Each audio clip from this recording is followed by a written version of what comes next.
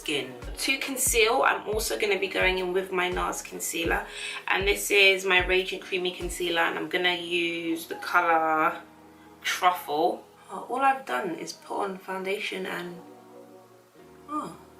okay, feels like I'm forgetting something, but we move. Again, with this concealer, it's not the thickest concealer, like it's no Huda Beauty in terms of full coverage, but it still kind of gives you a full coverage vibe, but while feeling lightweight. I used to use this concealer a lot in my early videos, and then I just stopped. It's like when something shiny comes along, you forget about what was with you, what was rocking with you from day one, and this was rocking with me from day one. And notice today I am going in with a highlight before I can contour, because I'm really going for more of a bronze look other than contour today. I'm not really going for a chisel brush. I'll use my Extreme Structure Contour Brush just to blend out the outer part of my concealer in circular motion. I find that when I buff out my concealer, when I'm using NARS concealer, I find it kind of disappears sometimes, so I kind of, is this my new thing now? Kind of. First literally, now kind of.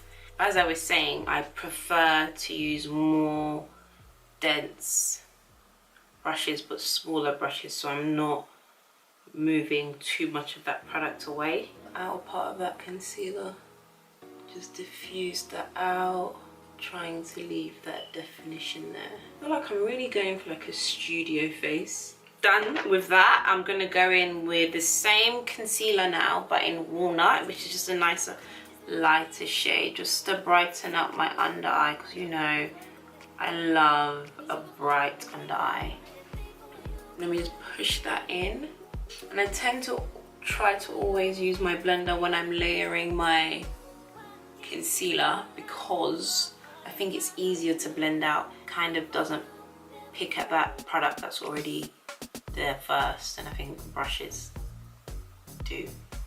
I'm just gonna take my Laura Mercier translucent. Come on, it's iconic. It is simply iconic. Really getting back to all the old stuff I used to use, aren't we? And let me set that now before bronzing. Okay, I feel like this is going super quick.